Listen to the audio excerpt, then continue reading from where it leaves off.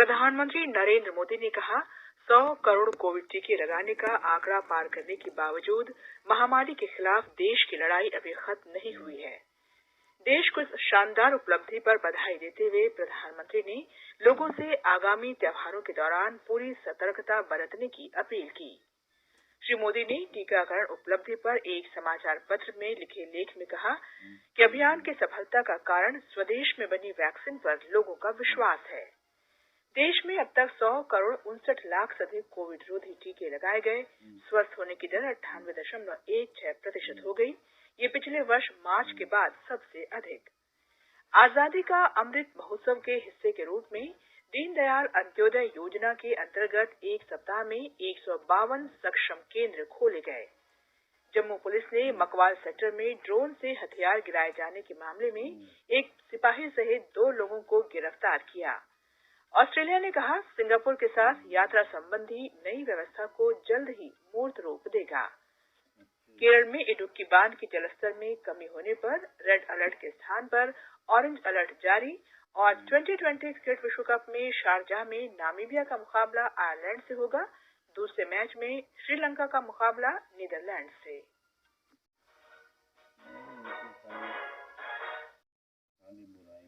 दोपहर समाचार में मनोज के साथ मैं कनकलता। देश ने कोविड टीकाकरण अभियान के अंतर्गत 100 करोड़ टीके लगाने का लक्ष्य हासिल कर इतिहास रच दिया है।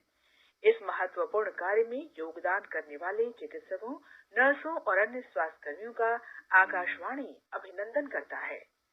इसके साथ ही हम आपको सतर्क भी करना चाहते हैं कि कोविड अभी समाप्त नहीं हुआ है। आप सभी से हमारी अपील है कि यथाशीघ्र दोनों टीके लगवाएं और अन्य लोगों को भी टीके लगवाने के लिए प्रेरित करें। त्योहारों के समय कृपया इन 3 आसान उपायों का पालन अवश्य करें। मास्क लगाएं, 2 गज की सुरक्षित दूरी बनाए रखें, हाथ और चेहरा साफ रखें। कोविड से संबंधित कोई भी जानकारी और मार्गदर्शन के लिए राष्ट्रीय हेल्पलाइन नंबर 011-2397-8046 और 1075 पर संपर्क करें। और अब समाचार। प्रधानमंत्री नरेंद्र मोदी ने कहा है कि 100 करोड़ कोविड टीके लगाने का आंकड़ा पार करने के बावजूद महामारी के खिलाफ देश की लड़ाई अभी खत्म नहीं हुई है। उन्होंने कहा कि सबको कोविड दिशा निर्देशों का पालन सुनिश्चित करना चाहिए। आज राष्ट्र को संबोधित करते हुए उन्होंने त्योहारों के दौरान पूरी सतर्कता बरतने की अपील की। कवच कितना ही उत्तम हो, कवच से सुरक्षा की पूरी गारंटी हो, तो भी जब तक युद्ध चल रहा है हथियार नहीं डाले जाते।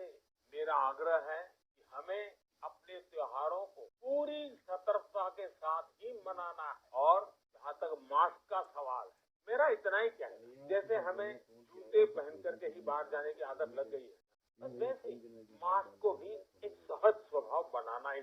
जिनको अभी तक वैक्सीन नहीं लगी है वो इसे सर्वोच्च प्राथमिकता दें।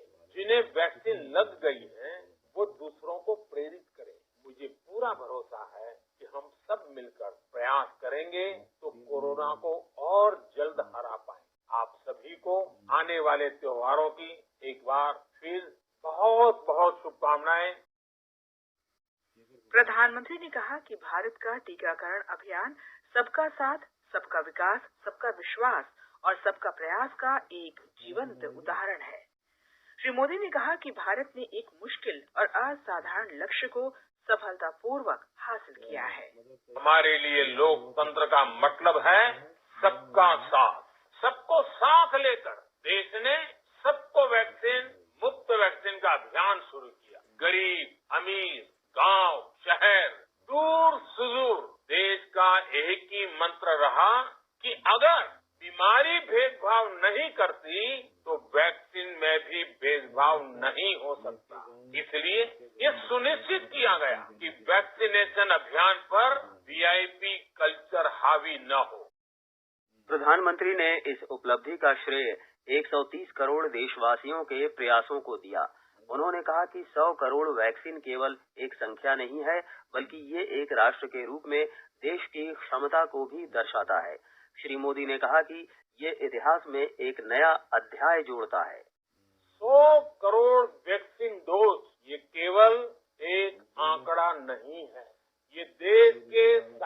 का प्रतिबिंब है। इतिहास के नए अध्याय की रचना है। ये उस नए भारत की तस्वीर है जो कठिन लक्ष्य निर्धारित कर उन्हें हासिल करना जानता है। ये उस नए भारत की तस्वीर है जो अपने संकल्पों की सिद्धि के लिए परिश्रम की पराकाष्ठा करता है। प्रधानमंत्री ने कहा कि दुनिया भर में 100 साल में पहली बार फैली इस महामारी से भारत जिस तरह निपटा है वो प्रशंसनीय है। श्री मोदी ने कहा कि टीकों के विकास और अनुसंधान के लिए दुनिया हमेशा विकसित देशों पर निर्भर रही है, लेकिन इस महामारी के दौरान भारत ने साबित कर दिया कि वो किसी भी तरह से उनसे पीछे नहीं है। श्री मोदी ने कहा कि सरकार ने देश के आर्थिक विकास को गति देने के लिए सेंट्रल विस्टा प्रधानमंत्री गति शक्ति परियोजनाएं शुरू की हैं। प्रधानमंत्री नरेंद्र मोदी ने आशा व्यक्त की है कि विश्व के सबसे बड़े टीकाकरण अभियान से हासिल की गई सफलता देश के युवाओं, नवाचारियों और सरकार के सभी स्तरों पर कार्यरत व्यक्तियों को इस प्रकार की सार्वजनिक सेवा प्रदान करने में नए मानदंड स्थापित करने के लिए प्रेरित करेगी। यह न केवल देश के लिए बल्कि विश्व के लिए एक मॉडल होगा। श्री मोदी ने एक समाचार पत्र में लिखे लेख में कहा है कि टीकाकरण अभियान की सफलता के कारणों में एक इसके प्रति लोगों का विश्वास और इसमें अपनाई गई प्रक्रिया है। टीके के बारे में दुष्प्रचार और आशंकाओं के बावजूद लोगों में विश्वास बरकरार रहा। प्रधानमंत्री ने कहा कि टीका लगाने की गति और मात्रा बनाए रखने में सभी हितधारकों का भरोसा बेहद महत्वपूर्ण है। श्री मोदी ने कहा कि भारत ने कोविड रोधी टीके की 100 करोड़ से अधिक डोज देने की उपलब्धि लगभग 9 महीने में पूरी की। उन्होंने कहा कि टीकाकरण अभियान इस बात का उदाहरण है कि यदि नागरिक और सरकार किसी एक समान लक्ष्य के लिए जन भागीदारी की भावना से मिलकर काम करें तो भारत इतनी बड़ी उपलब्धि हासिल कर सकता है। श्री मोदी ने कहा कि भारत की जनता ने ये दिखा दिया कि यदि उन्हें विश्वस्त भागीदार बनाया जाए तो वे आश्चर्यजनक परिणाम दे सकते हैं। उन्होंने जनता कर्फ्यू और उसके बाद लॉकडाउन में भी इसी प्रकार का जज्बा दिखाया। प्रधानमंत्री ने कहा कि टीकाकरण अभियान को सफल बनाने के लिए स्वास्थ्य कर्मियों ने भी किसी प्रकार की कसर नहीं छोड़ी। श्री मोदी ने कहा कि वर्ष 2020 की शुरुआत में जब से बीमारी फैलनी शुरू हुई तभी से सरकार स्पष्ट थी कि इससे निपटने में अंततः टीका ही मददगार हो सकता है।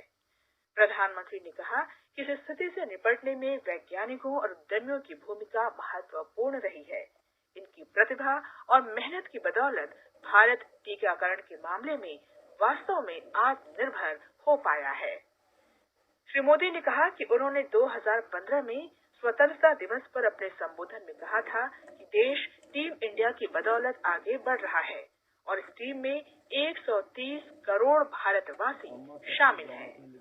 वाणिज्य और उद्योग मंत्री पीयूष गोयल ने कहा है कि 100 करोड़ टीकों का आंकड़ा पार करना भारत की दक्षता, परिस्थितियों के अनुरूप बदलने की क्षमता और 135 करोड़ भारतीयों के सामर्थ्य का प्रतीक है। आज नई दिल्ली में भारतीय विदेश व्यापार संस्थान के विद्यार्थियों को संबोधित करते हुए उन्होंने कहा कि ये मेक इन इंडिया की विजय है। India stands proud today. The 100 crore vaccination doses is a symbol of India's strength, confidence, capabilities, capacity, our resilience, our abilities, our talent. It's a salute to 130 crore Indians' collective effort, a self-confident India, an India that believes in itself, a self-reliant India that not only serves the needs of India, but of the whole world. Telangana में समाज के विभिन्न वर्गों के लोगों ने वैश्विक उपलब्धि का हिस्सा होने पर खुशी जाहिर करते हुए कहा है कि उन्हें इस पर गर्व है। चिकित्सा सलाहकार डॉक्टर श्रीनिवास रेड्डी ने 9 महीने की अवधि में वैश्विक रिकॉर्ड हासिल करने के लिए केंद्र और राज्य सरकार को बधाई दी। तेलंगाना के महबूबाबाद जिले के एक प्रवक्ता गुलाम रब्बानी ने टीकाकरण की पहल करने और 100 करोड़ टीकाकरण हासिल करने के लिए नरेंद्र मोदी सरकार को धन्यवाद दिया।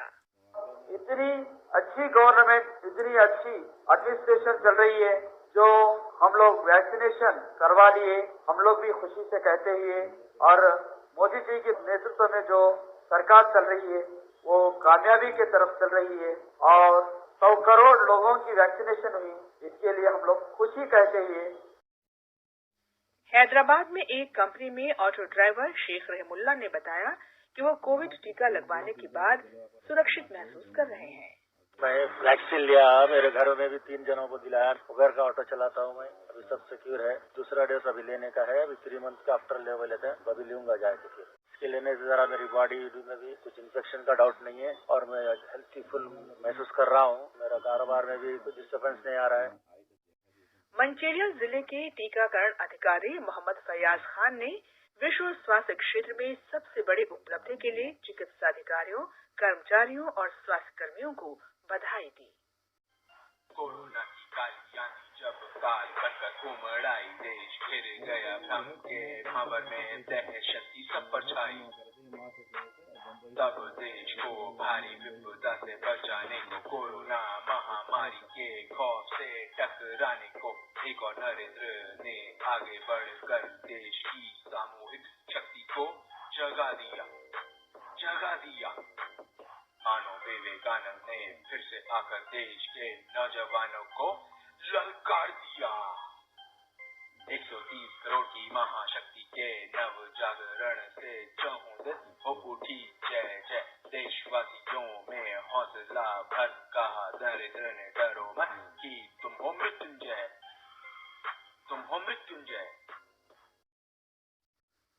ये समाचार हमारी वेबसाइट newsonair.com/hindi और हमारे mobile app news on AIR पर भी उपलब्ध हैं। चलो मिलकर एक शुरुआत करें, चलो एक फैसला आज करें, मास्क नहीं तो टोकेंगे, कोरोना को रोकेंगे। चलो एक इरादा करते हैं, चलो खुद से वादा करते हैं, मास्क नहीं तो टोकेंगे, कोरोना को रोकेंगे। दोपहर समाचार में आपका फिर स्वागत है। राष्ट्रव्यापी टीकाकरण अभियान के तहत अब तक 100 करोड़ 59 लाख से अधिक कोविड टीके लगाए जा चुके हैं। स्वास्थ्य मंत्रालय ने बताया है कि कल 61 लाख 27 हजार से अधिक टीके लगाए गए। इसी दौरान 15,000 से अधिक नए मामलों की पुष्टि हुई। संक्रमण की दर 0.51% हो गई है। मंत्रालय ने बताया कि स्वस्थ होने की दर 98.16% हो गई है, जो कि पिछले वर्ष मार्च के बाद सर्वाधिक है। पिछले 24 घंटों के दौरान 18,000 रोगी स्वस्थ हुए। मंत्रालय ने बताया है कि राज्यों और केंद्र शासित प्रदेशों को 1 अरब 4 करोड़ 58 लाख से अधिक कोविड टीके निःशुल्क उपलब्ध कराए गए हैं। गुजरात में कल 3,50,000 से ज्यादा लोगों को टीके लगाए गए। स्वास्थ्य विभाग के अनुसार राज्य में टीकाकरण का कुल आंकड़ा 6 करोड़ 80 लाख को पार कर गया है। हमारे संवाददाता ने बताया है कि देश के कुल टीकाकरण का 6.7% टीकाकरण गुजरात में हुआ है। कोविड-19 टीकाकरण अभियान में गुजरात बहुत जल्दी 100% सफलता हासिल कर सकता है। आधिकारिक सूत्रों के अनुसार 1 मिलियन लोगों में टीकाकरण की दर में गुजरात पूरे देश में सबसे आगे है। इस वक्त राज्य में टीके की पहली खुराक में 90% सफलता प्राप्त कर ली है। राज्य के 15,000 से अधिक गांव, 3 नगर निगम और 4 जिलों में 100% टीकाकरण हो चुका है। अब स्वास्थ्य विभाग द्वारा टीके की दूसरी खुराक के लिए योग्य लोगों की पहचान की जा रही है, जिससे ज्यादा से ज्यादा लोगों को टीके की दोनों खुराक मिल सके। योगेश पंड्या, आकाशवाणी समाचार, अहमदाबाद। कोविड संबंधी राष्ट्रीय हेल्पलाइन नंबर हमारी वेबसाइट newsonair.gov.in पर उपलब्ध है।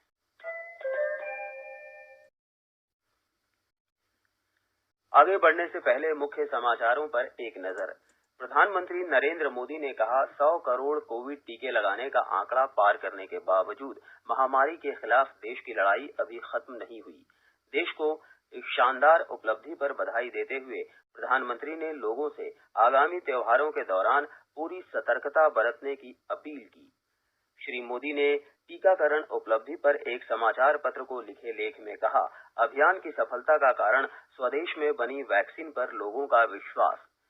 देश में अब तक 100 करोड़ 59 लाख से अधिक कोविड टीके लगाए गए। स्वस्थ होने की दर 98.16% हो गई। ये पिछले वर्ष मार्च के बाद सबसे अधिक। आजादी का अमृत महोत्सव के हिस्से के रूप में दीनदयाल अंत्योदय योजना के अंतर्गत एक सप्ताह में 152 सक्षम केंद्र खोले गए। जम्मू पुलिस ने मकवाल सेक्टर में ड्रोन से हथियार गिराए जाने के मामले में एक सिपाही सहित 2 लोगों को गिरफ्तार किया। ऑस्ट्रेलिया ने कहा सिंगापुर के साथ यात्रा संबंधी नई व्यवस्था को जल्द ही मूर्त रूप देगा।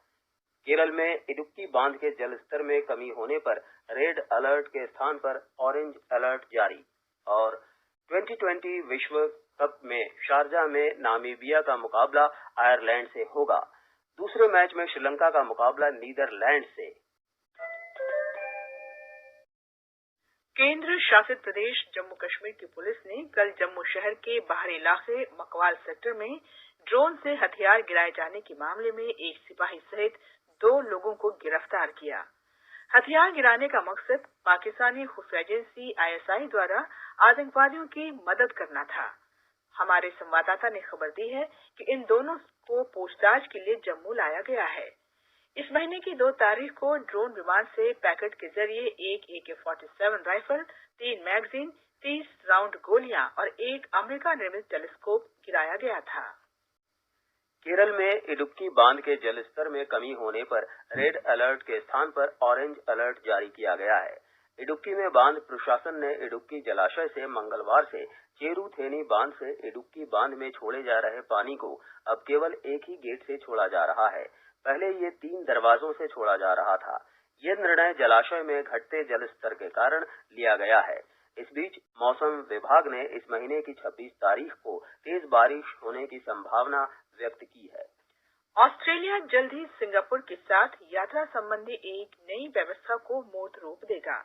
प्रधानमंत्री स्कॉट मॉरिसन ने कहा है कि अगले सप्ताह इस योजना के बारे में विस्तृत जानकारी दी जाएगी।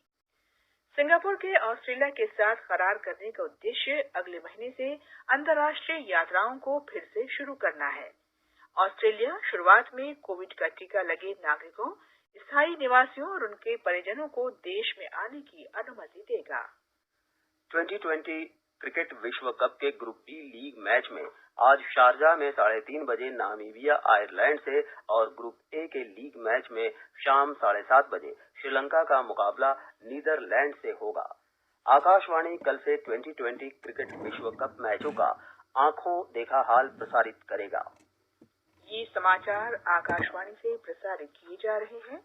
ताजा समाचार जानने के लिए आप हमारे Twitter handle @AIR News Hindi को फॉलो कर सकते हैं।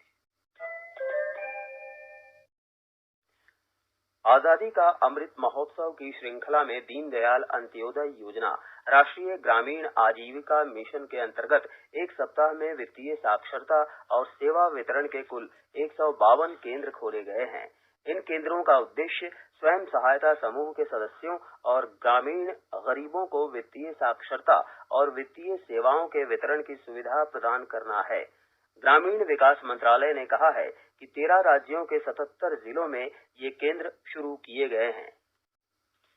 आजादी का अमृत महोत्सव के हिस्से के रूप में आकाशवाणी समाचार आजादी के तराने शीर्षक से एक कार्यक्रम प्रसारित करता है। ये कार्यक्रम उन देशभक्ति गीतों पर आधारित है जिन्होंने स्वतंत्रता आंदोलन में लोगों में उत्साह का संचार किया था। आजादी के तराने परिक्रमा कार्यक्रम में आज शाम 4:45 पर प्रसारित किया जाएगा। स्वाधीनता आंदोलन के दौरान भारतीय जनमानस को उद्वेलित कर स्वतंत्रता का अलग जगाने और मातृभूमि के प्रति सेवा, समर्पण और त्याग की ज्वाला प्रज्वलित कर देने वाले अमर गीतों पर आधारित विशेष कार्यक्रम आजादी के तराने सुनना न भूलें। FM गोल्ड 100.1 मेगाहर्ट्ज पर प्रत्येक शुक्रवार शाम 4:45 पर परिक्रमा कार्यक्रम के अंतर्गत आजादी के तराने सिर्फ आकाशवाणी पर। आजादी का अमृत महोत्सव के अंतर्गत आइए अब सुनते हैं आकाशवाणी की विशेष प्रस्तुति आजादी का सफर। आजादी का अमृत महोत्सव।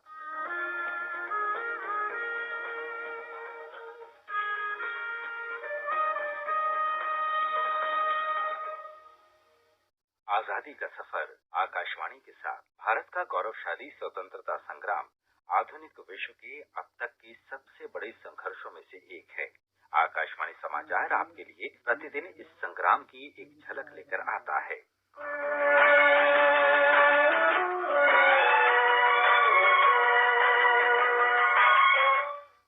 22 अक्टूबर 1900 को उत्तर प्रदेश के शाहजहांपुर में अशफाक उल्लाह खां का जन्म हुआ था। उन्होंने अपने बड़े भाई से राम प्रसाद बिस्मिल की बहादुरी की कहानियां और उनकी उर्दू शायरी के बारे में सुना था। जब 1922 की चौरी चौरा की घटना ने गांधी जी को असहयोग आंदोलन को समाप्त करने के लिए प्रेरित किया, तो अशफाक उल्लाह खां भी उन कई युवाओं में से एक थे जिन्हें आंदोलन वापस लेने से निराशा हुई थी। 1920 के दशक के मध्य में अशफाक उल्लाह खां और राम प्रसाद बिस्मिल ने हिंदुस्तान सोशलिस्ट रिपब्लिकन एसोसिएशन की स्थापना की, जिसका उद्देश्य सशस्त्र क्रांति के माध्यम से देश को आजादी दिलाना था।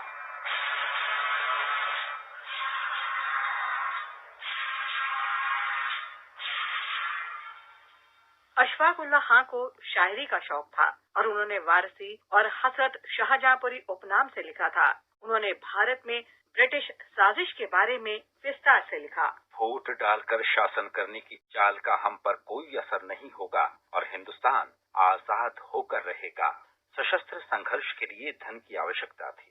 इसका इंतजाम करने के लिए अशफाक उल्लाह खां, राम प्रसाद बिस्मिल और समूह के 9 अन्य सदस्यों ने ट्रेन डकैती को अंजाम देने की योजना बनाई। 9 अगस्त 1925 को काकोरी एक्सप्रेस शाहजहांपुर से लखनऊ जा रही थी। ट्रेन में विभिन्न रेलवे स्टेशनों पर एकत्र किए गए धन को लखनऊ में जमा किया जाना था। अशफाक उल्लाह खां, राम प्रसाद बिस्मिल और अन्य क्रांतिकारियों ने ट्रेन को रोका और उसमें मिली नकदी को लेकर भाग गए।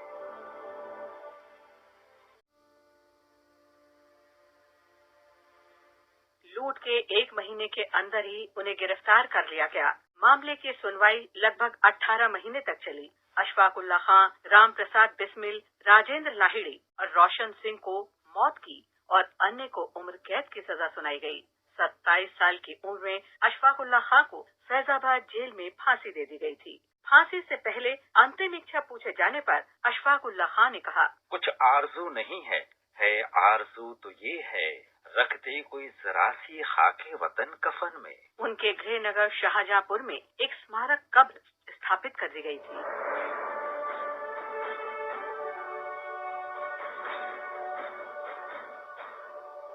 आज प्रसिद्ध स्वतंत्रता सेनानी विट्ठल भाई पटेल की पुण्यतिथि है। विट्ठल भाई पटेल का 22 अक्टूबर 1933 को स्वर्गवास हुआ। एक प्रशंसित नेता तथा मानवतावादी विट्ठल भाई पटेल सरदार वल्लभ भाई पटेल के बड़े भाई और प्रसिद्ध स्वतंत्रता सेनानी थे। इसी दिन 1947 में पाकिस्तान ने कश्मीर पर आक्रमण किया था।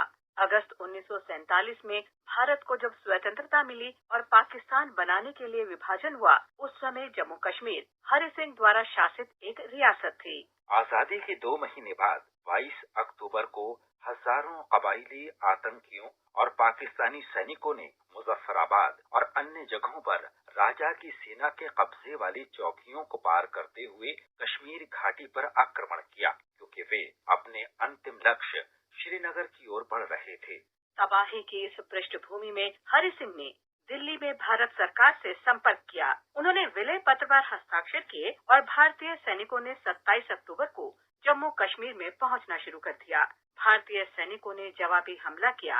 8 नवंबर तक भारतीय सेना ने श्रीनगर रियासत को हासिल कर लिया।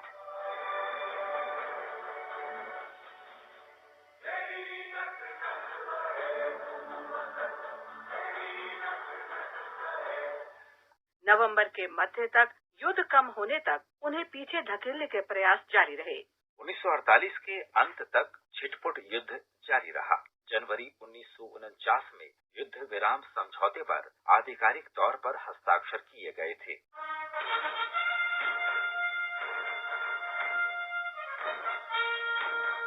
इसके साथ ही आजादी का सफर आकाशवाणी समाचार के संग श्रृंखला का ये अंक समाप्त हुआ। मिलते हैं कल अगली कड़ी में।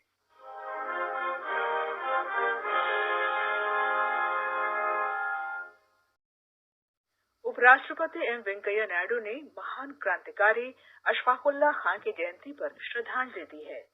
एक ट्वीट में श्री नायडू ने कहा कि अशफाकुल्लाह खान एक महान देशभक्त और कवि थे। उपराष्ट्रपति ने कहा कि उनके अदम्य साहस और प्रेरणादायी लेखों ने कई लोगों को स्वाधीनता आंदोलन में शामिल होने के लिए प्रेरित किया। श्री नायडू ने कहा कि निस्वार्थ बलिदान के लिए राष्ट्र हमेशा उन्हें याद करेगा। आकाशवाणी समाचार सुनते रहें और आजादी का अमृत महोत्सव में हमारे साथ शामिल रहें। आजादी के 75 वर्षों का पर्व अमृत महोत्सव के पावन अवसर पर आकाशवाणी समाचार लेकर आया है अमृत महोत्सव क्विज। आप भी इस क्विज का हिस्सा बन सकते हैं। हमारे समाचार बुलेटिनों में पूछे गए स्वतंत्रता आंदोलन से जुड़े प्रश्नों का जवाब देकर आपसे ये सवाल प्रत्येक सोमवार और मंगलवार को सुबह 8 बजे प्रसारित होने वाले बुलेटिन समाचार प्रभात में पूछे जाएंगे। श्रोता email Amrit Mahotsav quiz @prasarabharati.gov.in पर अपने जवाब भेज सकते हैं। आप अपने जवाब व्हाट्सएप नंबर 8826546262 पर भी भेज सकते हैं। विजेता का चुनाव सही जवाबों में से लकी ड्रॉ के माध्यम से होगा और इसकी घोषणा अगले दिन इसी बुलेटिन में की जाएगी। विजेता को प्रमाण पत्र के साथ एक उपहार भी दिया जाएगा। साथ ही विजेता का नाम हमारे ट्विटर हैंडल पर भी फ्लैश होगा। तो आइए मनाएं आजादी के 75 वर्षों का पर्व अमृत महोत्सव आकाशवाणी समाचार के साथ।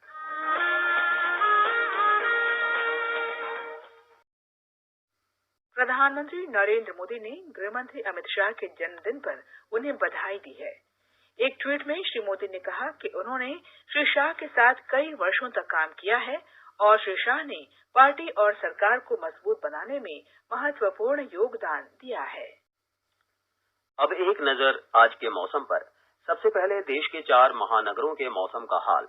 राजधानी दिल्ली और मुंबई में आसमान साफ रहेगा। चेन्नई और कोलकाता में बादल छाए रहेंगे। उत्तर भारत में श्रीनगर और लेह में गरज के साथ वर्षा की संभावना है। गिलगित, जम्मू और मुजफ्फराबाद में बादल छाए रहेंगे। पूर्वोत्तर क्षेत्र इम्फाल, शिलांग, कोहिमा, आइजोल, अगरतला और गुवाहाटी में आंशिक रूप से बादल छाए रहेंगे और गरज के साथ वर्षा होने की संभावना है। विशाखापत्तनम, बेंगलुरु, तिरुवनंतपुरम और पुदुचेरी में बादल छाए रहेंगे। 1 या 2 बार गरज के साथ बारिश की संभावना है। देश के प्रमुख शहरों में कराए ताजा सर्वेक्षण के अनुसार श्रोताओं तक कार्यक्रमों का सीधा प्रसारण पहुंचाने के लिए आकाशवाणी का न्यूज ऑन एआईआर ऐप सबसे लोकप्रिय रहा। पुणे पहले स्थान पर है। मुंबई ने हैदराबाद से बढ़त हासिल की और कोलकाता ने एर्नाकुलम को पीछे छोड़ते हुए अपनी रैंकिंग में वृद्धि की। आकाशवाणी 240 से अधिक सेवाओं का प्रसारण करता है और न्यूज ऑन एआईआर ऐप पर इनका सीधा प्रसारण किया जाता है। अंत में मुख्य समाचार एक बार फिर। प्रधानमंत्री नरेंद्र मोदी ने कहा 100 करोड़ कोविड टीके लगाने का आंकड़ा पार करने के बावजूद महामारी के खिलाफ देश की लड़ाई अभी खत्म नहीं हुई है। देश को इस शानदार उपलब्धि पर बधाई देते हुए प्रधानमंत्री ने लोगों से आगामी त्योहारों के दौरान पूरी सतर्कता बरतने की अपील की। श्री मोदी ने टीकाकरण उपलब्धि पर एक समाचार पत्र को लिखे लेख में कहा, अभियान की सफलता का कारण स्वदेश में बनी वैक्सीन पर लोगों का विश्वास है। देश में अब तक 100 करोड़ 59 लाख से अधिक कोविड रोधी टीके लगाए गए।